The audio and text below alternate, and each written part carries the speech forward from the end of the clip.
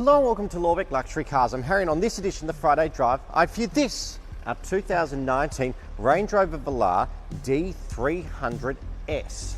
Now you're probably a little bit like me and find the whole Range Rover engine, trim, spec, model-y, all sorts of things to be very, very confusing. So let me try and unpack what D300S means. Now, under the bonnet is a 220 kilowatt 3-litre twin turbo V6 diesel.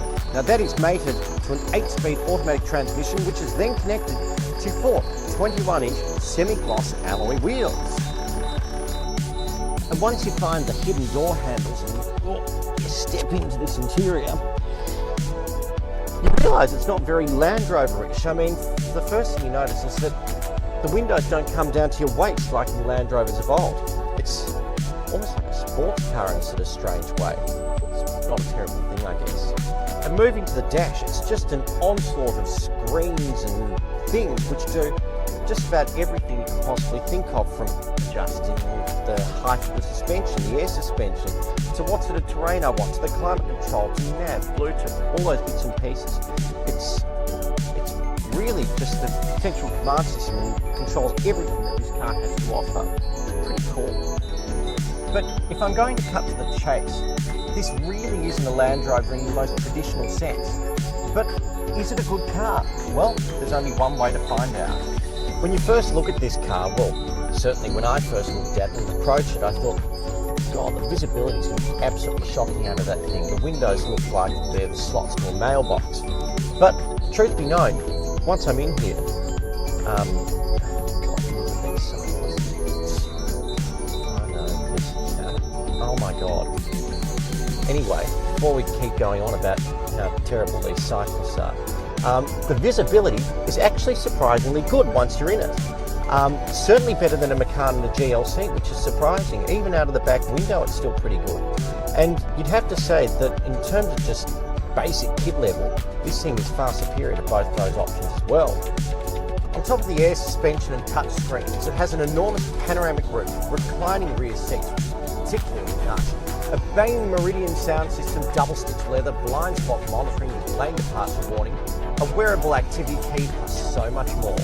It's funny, the Velar's never really been a car that I've paid much attention to, I have to be perfectly honest.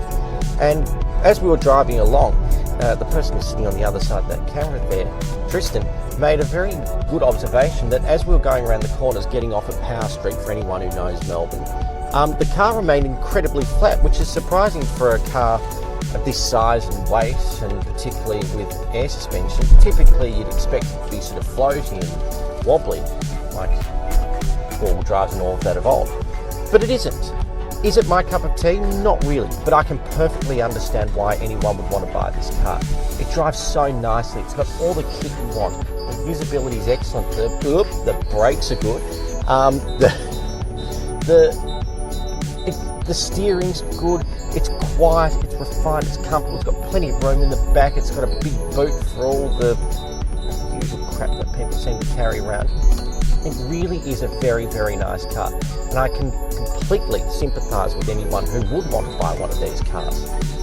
Truth be told, you'd be hard-pressed to tell the difference between this car and a sedan unless you drive it like a complete maniac. It sounds ridiculous, I know, but it's actually the truth.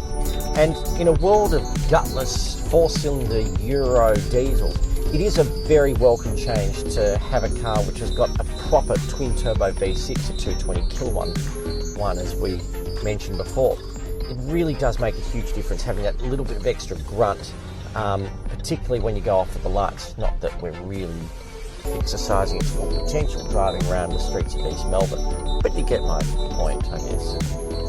It's nicer to drive and goes better than just about anything else in its class. It has all the kit you'll ever need, plus